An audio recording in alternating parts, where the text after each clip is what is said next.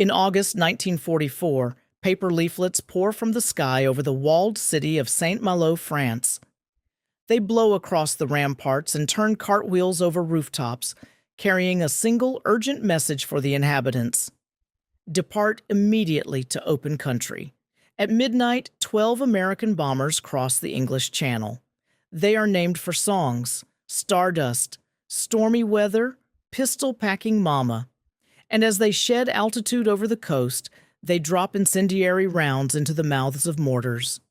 Deep inside the city, on the 6th floor of a tall house, a blind French teenager named Marie-Laure Leblanc runs her fingertips along the walls. As artillery shells scream overhead, she navigates the darkness entirely by touch. Just blocks away, a young German soldier named Werner sits trapped beneath a collapsed hotel cellar. His radio equipment is warped and mauled, and he is buried under a half-mile of compacted stone and splintered wood. To understand how a blind French girl and a German signalman ended up trapped on opposite sides of a burning city, we have to look backward at the invisible forces that drew them there.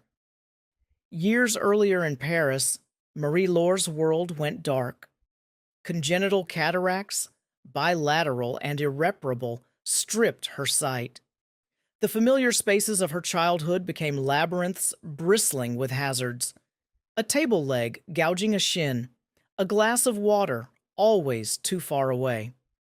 To help her survive, her father, a locksmith at the Museum of Natural History, builds an accurate wooden miniature of their neighborhood. By running her fingers over the model streets, she memorizes the exact geometry of the real ones. When the German army occupies Paris in 1940, Marie-Laure and her father flee to the coastal fortress of Saint-Malo. Hidden in his rucksack is a stone removed from the museum's vaults, a legendary, heavily guarded diamond known as the Sea of Flames. Her father eventually disappears, leaving her with her great-uncle Etienne. Etienne operates a secret attic transmitter, and night after night, he broadcasts strings of numbers across the channel for the French resistance. For Marie-Laure, the occupation is a physical and informational maze. She survives by navigating a city she cannot see through tools that cannot be seen. The wooden models under her fingers and the invisible signals moving through her attic. Hundreds of miles away, Werner grows up an orphan in Zollverein, Germany.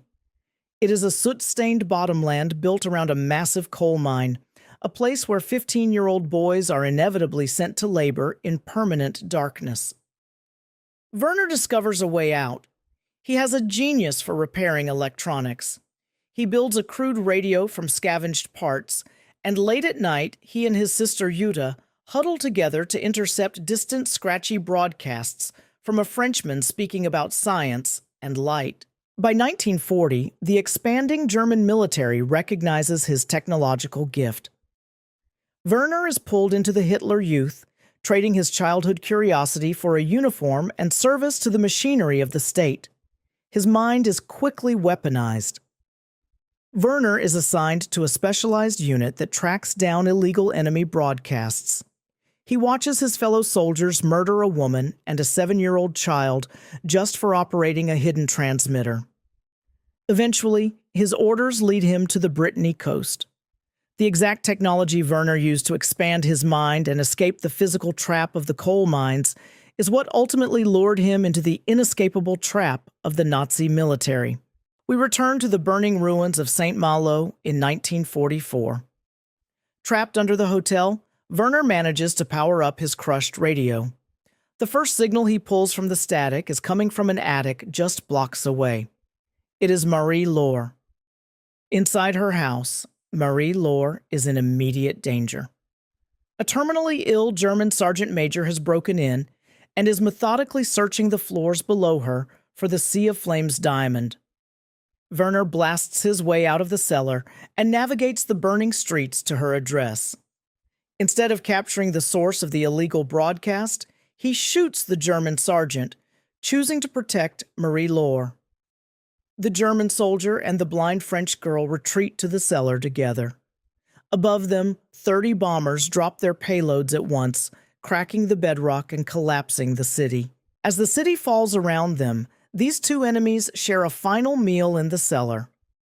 In a war defined by mass destruction, their interaction is a rare moment where individual humane choices actually dictate their immediate survival. When the bombardment finally ends, they part ways forever. Marie-Laure walks out of the city towards safety while Werner joins a line of defeated soldiers, leaving Saint-Malo as a prisoner of war. A month later, Werner lies in an American sick tent. Gripped by a severe fever, his mind loops through disjointed memories of his sister, the mines, and the radio broadcasts of his youth. In a delirium, he wanders out of the tent into the cool September night. He steps into the grass and triggers a landmine planted there by his own army. Years later, in 1974, Werner's sister uses some of Werner's old possessions as clues to eventually meet Marie-Laure. It seems Werner never went back for the gemstone, the Sea of Flames.